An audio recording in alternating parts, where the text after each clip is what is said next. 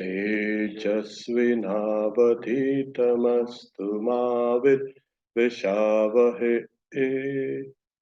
Om Shanti Shanti Shanti.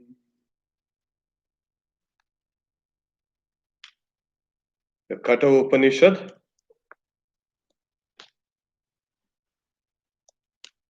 2, 3, 9.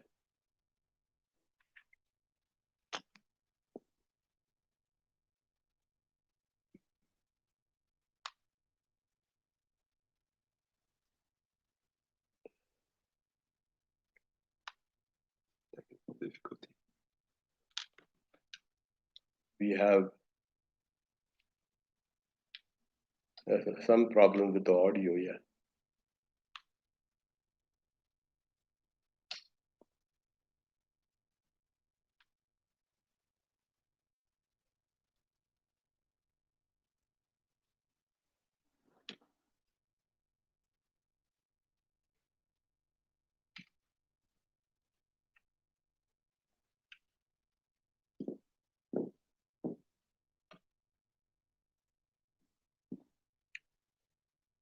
न सन्दृशे तिष्ठति रूपमस्य न चक्षुषा पश्यति कश्चनैनम् हृदं मनीषं मनसा विक्लिप्तो य एतद्विदुरमृतास्ते भवन्ति. His form does not exist within the range of vision. Nobody sees him with the eye. When this self is revealed through deliberation, it is realized by the intellect, the ruler of the mind that resides in the heart. Those who know this become immortal. Okay. This is a verse that has also been repeated in some of the other Upanishads. That speaks of its, can say, popularity. It encapsulates everything. The reality is inscrutable, subtle. It's not comprehensible to an ordinary mind or ordinary perception. So, but that reality has to be located in a particular place for us to look for it. And this Upanishad speaks of this location. Now, when we say na sandrishe, his form does not exist within the range of vision. Many people say, I've had a vision of this and I've had a vision of that, and well, doesn't seem kind of a very elevated, you can say, state of realization. These things come to you. And when we see a particular thing and as an object, it is still objective. What we are talking about now, the Upanishad is talking about, is a subjective realization. And this is very important because it says its form does not exist within the range of vision. That is, the senses can't reach it. This reality is beyond the senses, and also they say nobody sees him with the eyes and nose and everything, all the five senses. The five sensory systems are inadequate. When the self is revealed to deliberation, What deliberates? The word used, deliberation, it's not kind of I deliberate on a particular, it's deep thinking. It's deep thinking, and it is realized by the intellect, the ruler of the mind that resides in the heart. Here you are. So now you have a location, the location of the realization. Where does it happen? In the heart. Now, in the heart, yeah, is it the physical heart? No, no, that's not a physical heart. Then what heart? Is it emotional heart? No, that also is not. Then what heart? Yeah, the spiritual heart. Now, when we talk about this, we'll explain this a little more. Those who know this become immortal. Those who know this subjectively become immortal.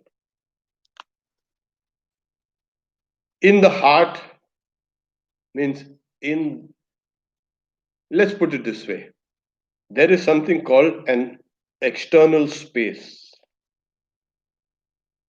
in which the body exists. We know this. Okay. There is a mental space in which our subtle bodies and everything that we have also exists. There is another space which is called the space of consciousness. It is here that this Atman resides. When you say the Atman resides, it is like space. It is, as you say, non-local.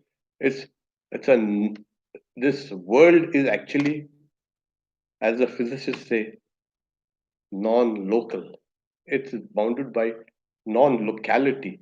A thing can happen here, it can happen there, it can happen everywhere. You know, electrons. You cannot say the probable place is here. Okay, it might be here. It might also be there. So the body is in, and space is very vast, as we know. It's vast, and the whole universe, as it were, floats like a bubble in this vast space.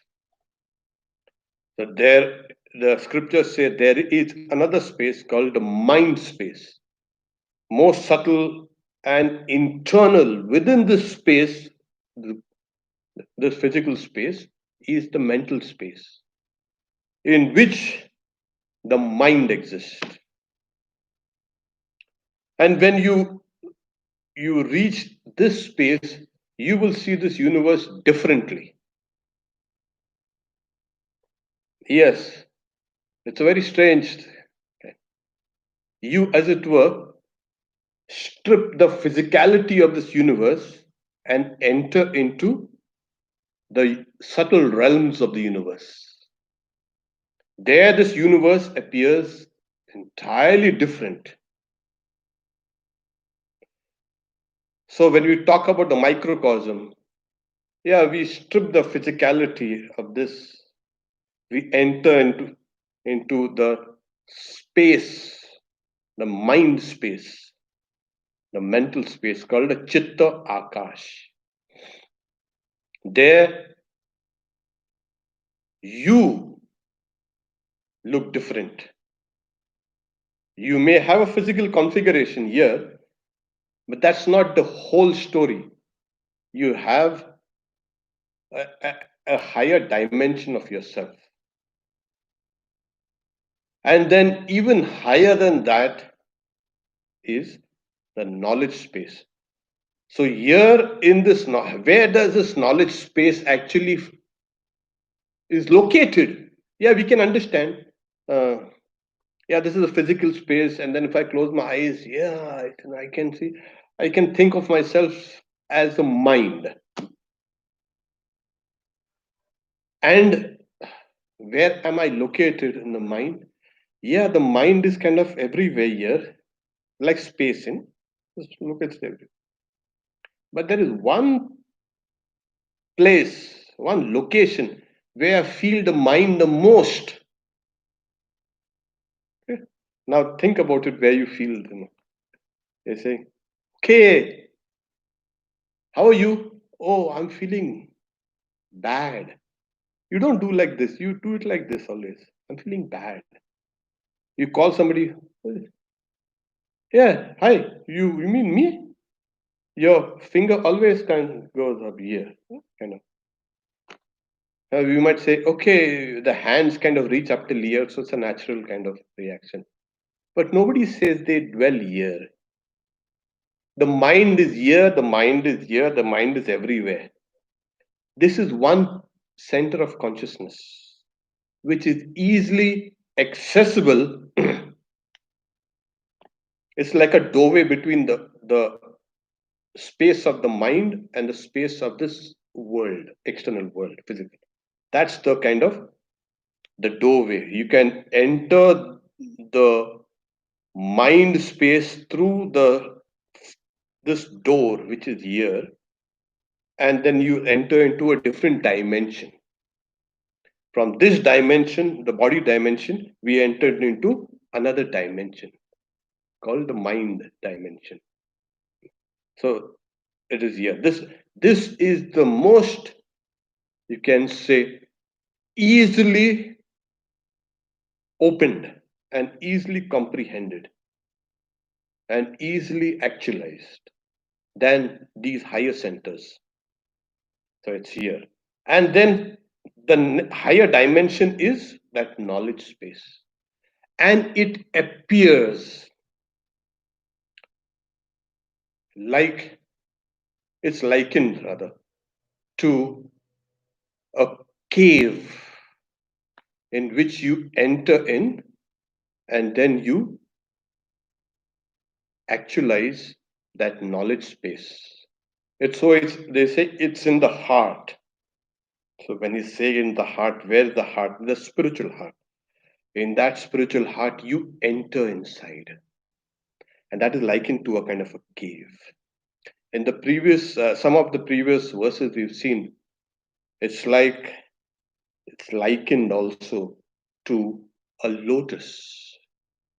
You enter into that. That's a supreme space, and in that supreme space, you enter into the lotus there, which is the symbol of your intelligence, your intellect, and you enter into that lotus of the heart.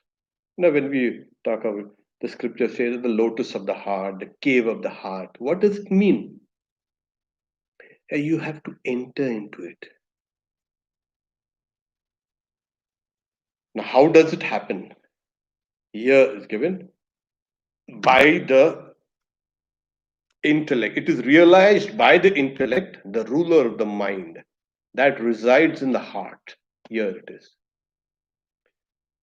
So the in the spiritual heart is that purified intellect, and it is realized there. What is realized? It's a subjective vision of that incomprehensible non-local reality. No one can see this reality through the eyes. It cannot be even seen through the mind. It can be seen only through the self. Swami Vivekananda says in one place, to perceive this chair, I have to see it in and through the self. To perceive the world, I have to perceive it in and through the self. Actually, our perceptions are always through that. But somehow we think, oh, it's the eyes and brain seeing it. Oh, the brain is nothing but, what do you say? 2 pound, you can say, soft material, which is dark inside. We have the idea that there is a light inside, the brain. There's no light inside. It's a dark, it's moist, it's wet inside, that place. And, and there's a kind of a zipping noise because of the chemicals. Is that this reality? It can't be the reality. Is this you? No, this cannot be you. is that consciousness, and people are searching consciousness there. You've got to search it in a more subtle dimension of yours, which is the purified intellect. And he said, the ruler of the mind. Why is it called the ruler of the mind? Because the mind goes to the processes of, as you say, imagination and ordinary thought. So mind runs into the past, present, and future. It doesn't want to stay in the present. It always, what it does is runs to the past, smriti, memory, and then if you stay out here, oh no, it'll run to the future, imagine things. So this mind that's always kind of active, and the whole process is like in all in Zen and everything, you keep your mind in the present. Always try to keep your mind. So what happens? The turbulence of the mind, which runs down the memory lanes and imagines things in the future, that is curbed. So the mind sticks around here. But in most philosophies, this is the end of, oh, you can keep your mind in the present. Oh, it's okay. The mindfulness. Oh, no. In Vedanta, you go one step higher, the ruler of the mind. What dictates the mind should stay in the present, stay in the moment, stay in the now, is the ruler of the mind. And why is it called a ruler in the mind? Because it is more suffused with consciousness. It reflects consciousness even more. Now, the purer this reflection is in the mirror of the intellect, that we know is kind of is the boss out here. We have, you look at it from the neurology standpoint, this neocortex kinds of puts a controlling, you can say, factor on your emotions, all your limbic system and all these are old brains, the neocortex, the this part of the brain always acts like a control mechanism. You want to do something and immediately the neocortex, no sir, you shouldn't do that. So the intellect, as we have seen in the previous verse, higher than the mind is the intellect, and higher than the intellect is that supreme, you can say, mind, and higher than that supreme mind is that unmanifest, and higher than that unmanifest is that supreme soul. But superior to the unmanifested is the Purusha, who is pervasive and is indeed without worldly attributes. Knowing that, a person becomes freed and attains immortality. The mind is superior to the organs, the intellect is superior to the mind, the great soul is superior to the intellect, the unmanifest is superior to the mind. Seventh and eighth. These are the verses we had seen last. So if we've been following this argument here, this line of teaching, so it is here that we say it is the intellect which is higher than the mind. Now, where does the intellect reside? There, in the heart, within its own space. So where do you exist? I'm in my own space. You see, people say, "Oh, don't invade my space." People say, "There's a space." Oh, the guy is invading my space. This is my personal space. You're not welcome here. What's that? Do you have anything called a personal space? Yeah, you feel, yeah, this thing around me is my personal space. Get going. The mind also thinks, yeah, this is my personal space. You out, get out. I let you in, now you get out. But certain things, they enter into the mind space and remain there. You go away. And the intellect also, oh, huh? I have a personal space. This is my space. And this is that personal space called the heart. And it is here that you recognize. How does it recognize? It's itself as that all pervading reality. It is like when you're watching yourself in a mirror. Okay, now the mirror is clouded, or the mirror is kind of covered with dirt and soot. What you do is keep on cleaning the mirror. And as you keep on cleaning the mirror, what happens is you will see the reflection of your face clearly. That is the cleansing processes that was spoken about earlier. And as you have cleaned, now you know that you are the subject and that is the object. But very strangely, this is that great mystery. That reflection you feel is also real.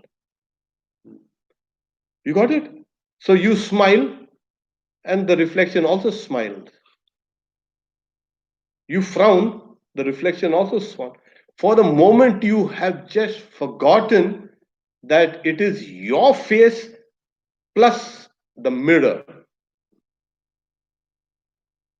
The idea of the mirror has just dropped. This is that, as I say, pseudo hallucination, that you are here, but you have projected yourself and you feel that is alive. That is me. It's always like that. That is me. Oh, you look at yourself in the mirror and then can you say that's not me? That's me. You don't you say a gorilla come and say looking when you look in the mirror and a gorilla looks back at you, that's not me. You immediately we have identified ourselves so much with a mere reflection, just a mere reflection. This is how it happens. Now you take the mirror and you smash it. Where does that reflection go? Well, back in your face. In a way, you have the mirror and then you break it. Now, what happened to the reflection? Does it die? No, it doesn't die. It goes back into your face. You know. So our search for the truth, for the reality, we grasp at this and that, and this is real, this is real, this is real, this is real. What is real? My body is real, and then you find the body is not real. No. My senses are real, they're more real than this.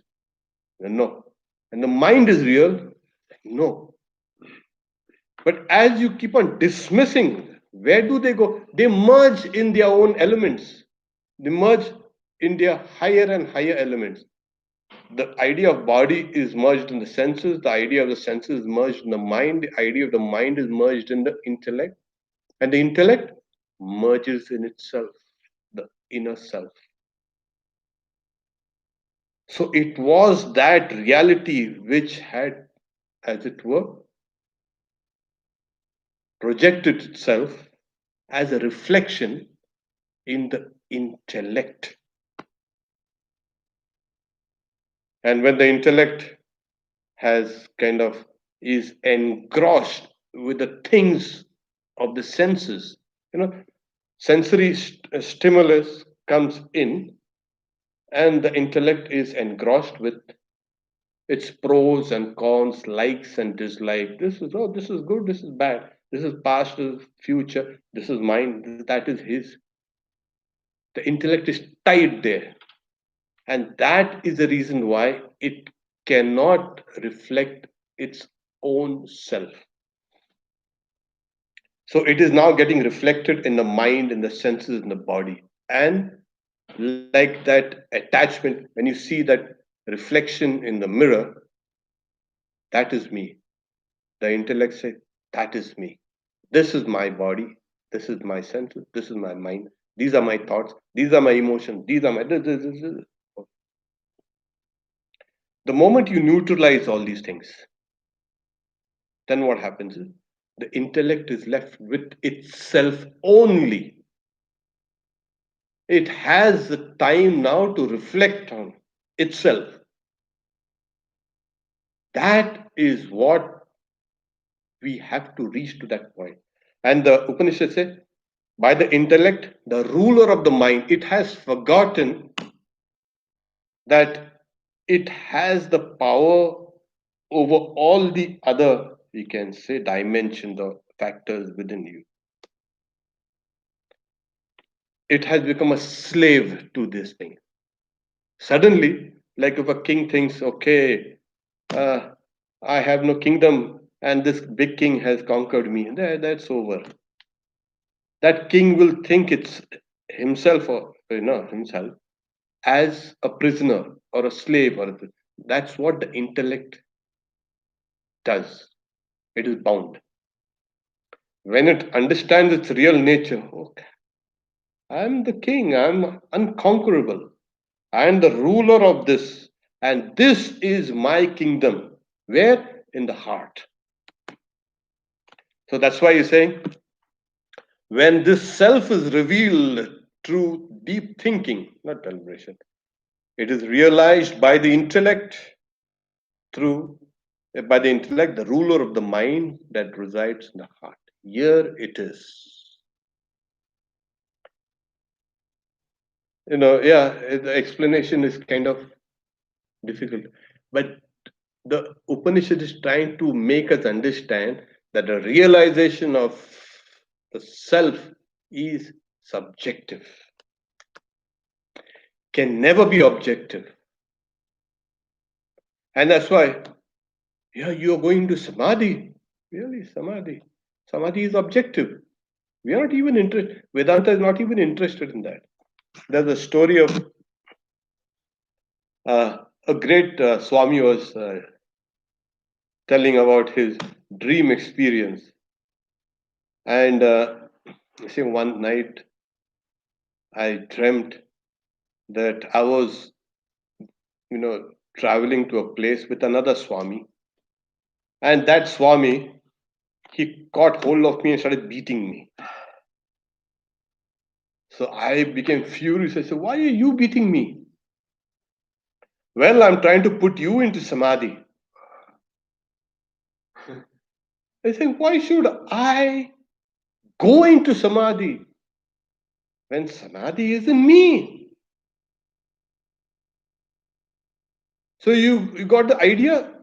The idea of a self as going into a particular place is simply dismissed when you see that the whole universe exists within you.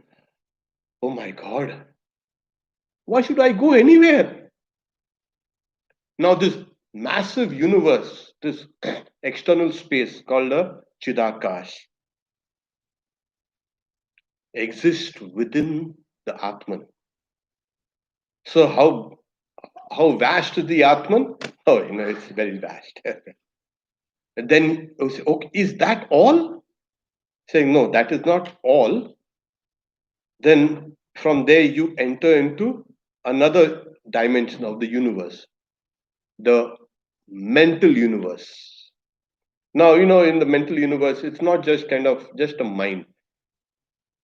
It includes all the subtle realms. This mental universe has various levels of existence according to its subtlety.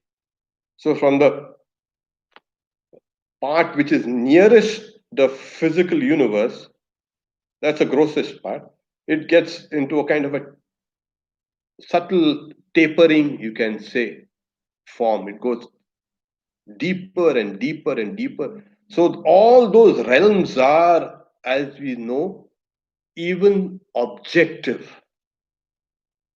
So you will see the vision of some deities, you might see some angels, or you might see some devils also.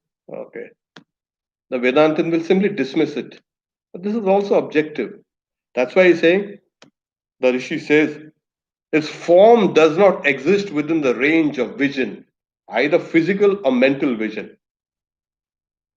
Nobody sees that with the eye or with the senses and all, or with the mind's eye also. Nobody. So all objectivity is dismissed. The whole thing is now pulled inside higher and higher and higher into that space. So within you, you can say within your real nature is this vast universe, which is again within the vaster mental universe. Got this? So there's one thing embedded in the other, the physical universe in the mental universe, and the mental universe in, well, within me. Me? What? Who are you? The commentator says the inner self. It is here in the inner self which has kind of, let's put it like that, that sea of consciousness, a wave rises in that. That is that subjective, you can say, inner self of yours. There's another kind of common illustration. So the universe is expanding. So where is the center of the universe? There is no such thing center of the universe. Wherever you are, that becomes the center of the universe. So it is expanding all around you. So if you from here you go to another planet, you'll find out the everything is that becomes your center, and it's expanding all around you. It's expand. So there is no center. The center is everywhere, and you can say like that, or there is no center at all. But apparently, wherever you are, that happens to be the center of your consciousness. And in that center of your consciousness, we find that is called the inner self, Antaratma. Okay? So this form, what is its form? The word uses form, na rupamasya. Its form does not, its form does not exist within the range of the vision. That reality is formless, but it has briefly taken the form of a wave, a form of an intellect, a form of the inner self. And it is here that the whole ocean of consciousness is realized. Once you know that consciousness within you, you will find your consciousness inside is vast like the ocean. You will not,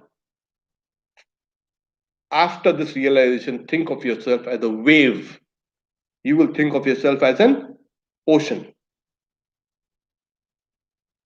Is it possible? Yes, it is possible. Once you know it, you become immortal. Immortal? What's immortal? This is just a kind of a way of saying that you are merged forever in the infinite consciousness, infinite consciousness. That wave no longer exists separately from the whole. So let's take it up again. This is important, because later on the processes of yoga will be spoken about. So you need to locate that reality in order to proceed towards it and realize it. So here a location has been given for this. But its form, as I say, the form does not exist within the range of vision. The form of the innermost self. Natishtati does not exist, Sandarshe, as an object of vision.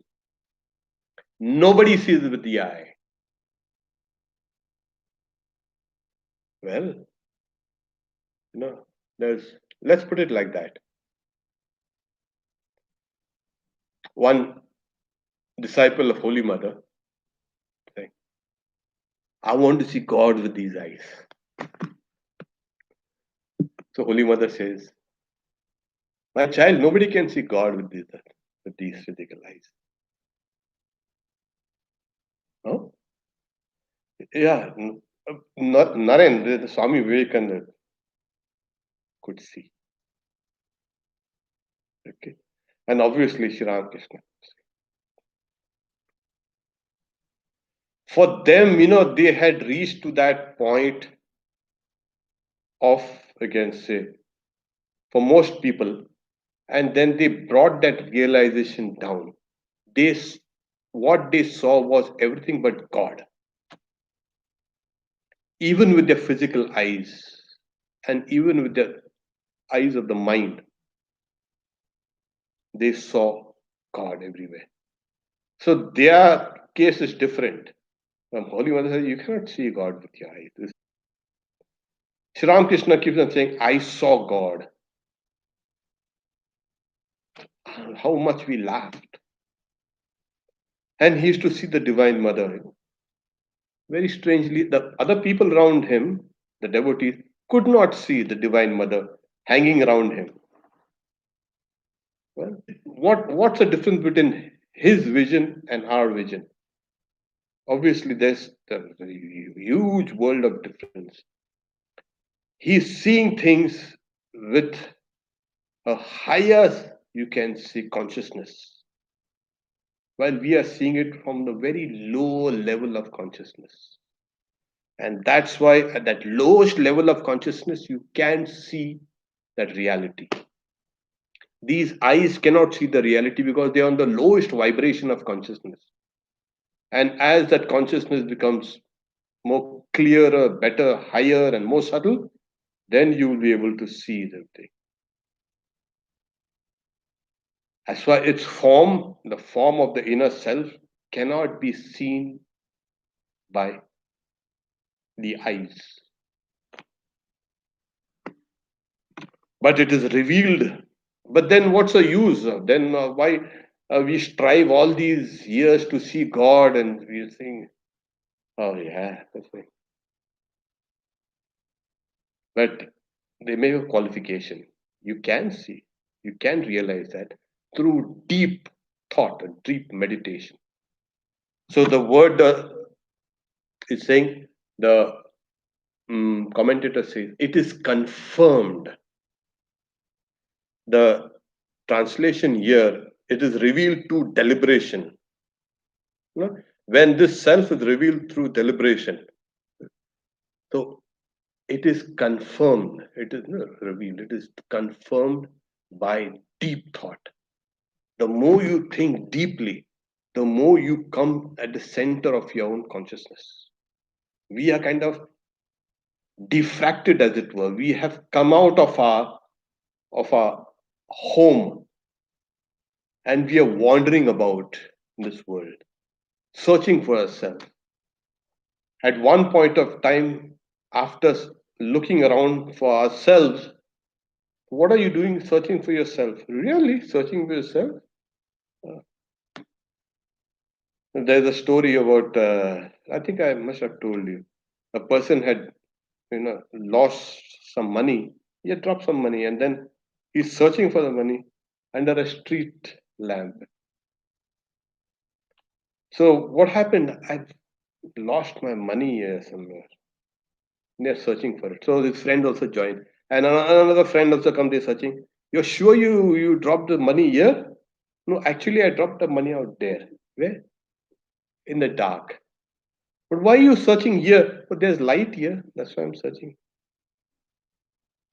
So we are trying to search for ourselves in things we like, in things we find comfortable.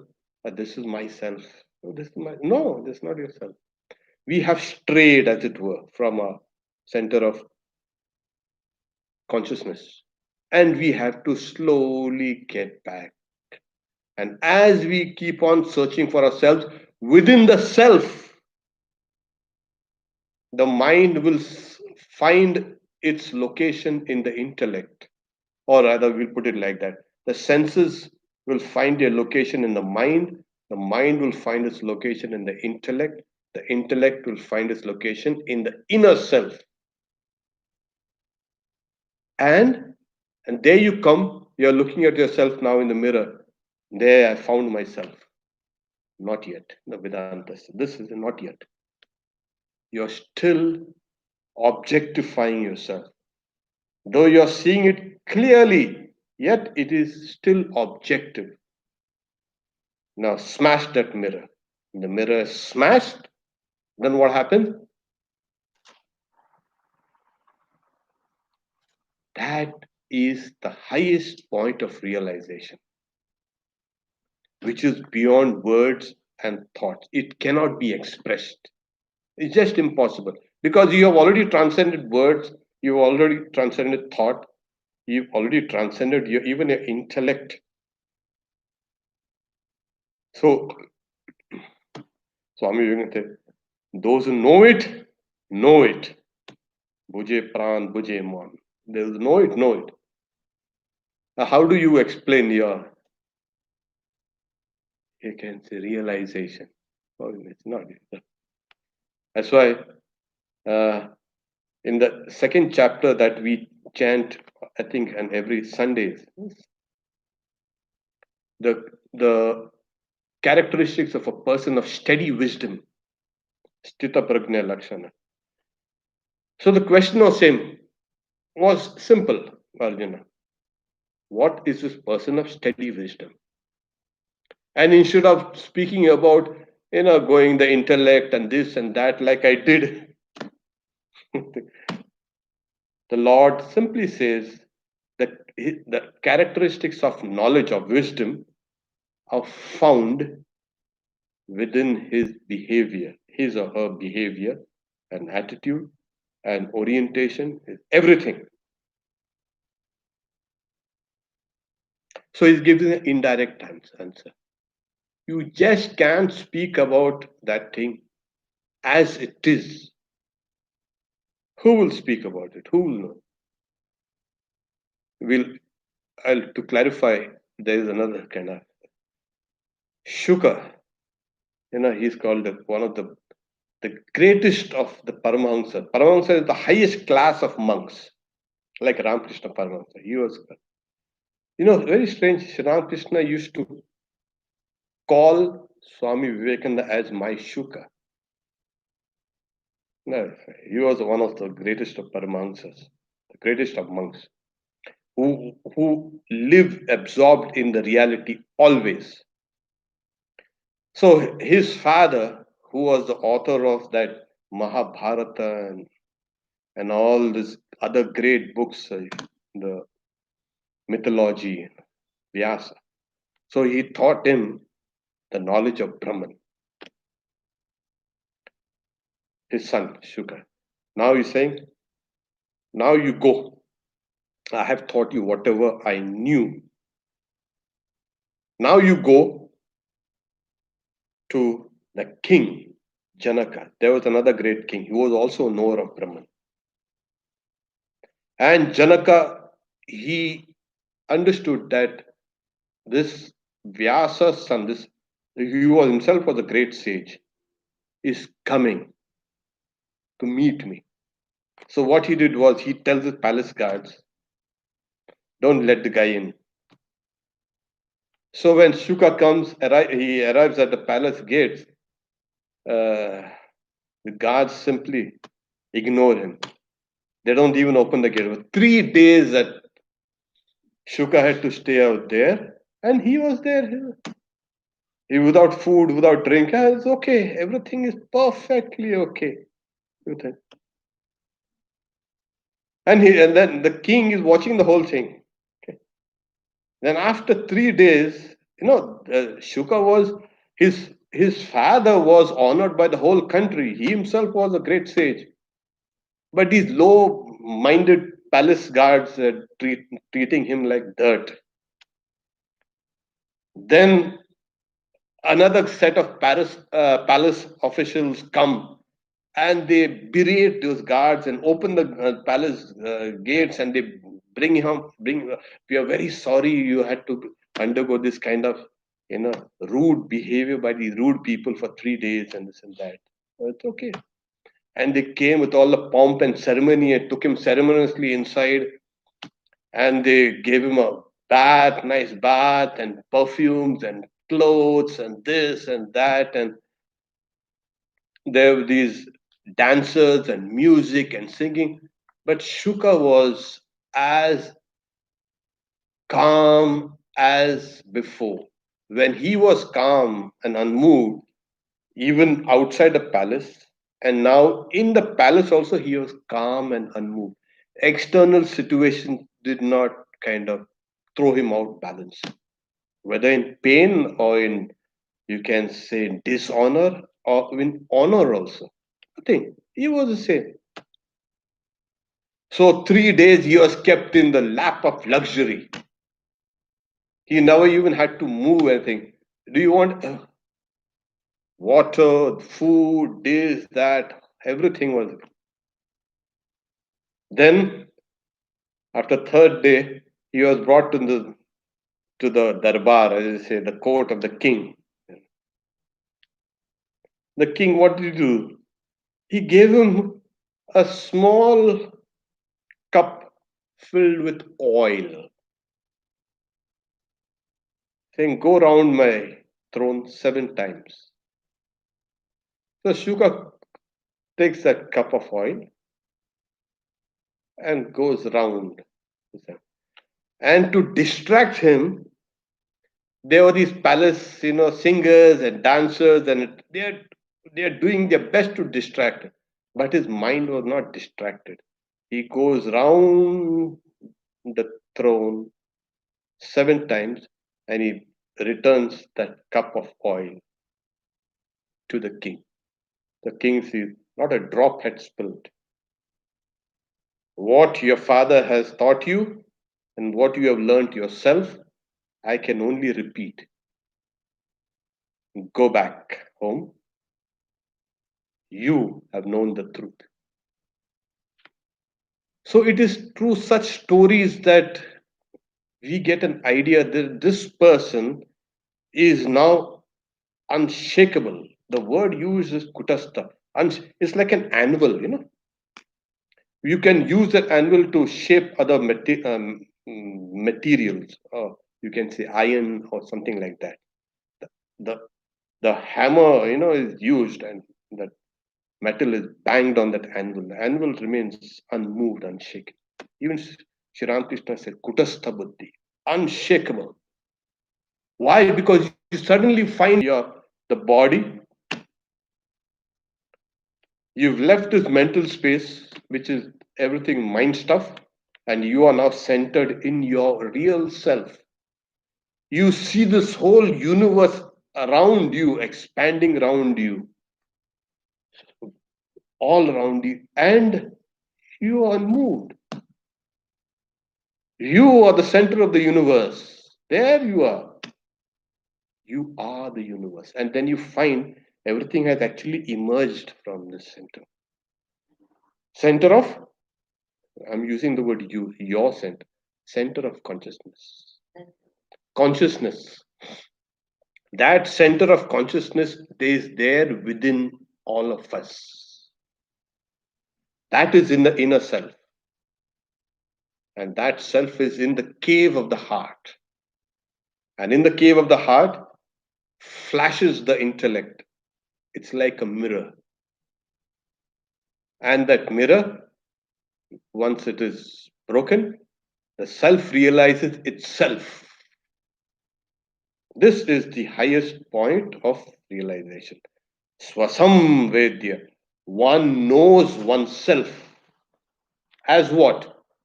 As infinite, as blissful, as existence. This is a rock solid realization. So Vedanta will take you to the highest point of subjectivity and let you go. Now you're on your own. And then you find my own, yeah, I'm on my own. I am this universe. And that's why these people come out here, they see everything as suffused with consciousness. They can see God manifest, unmanifest, everywhere. It is only after you reach that point.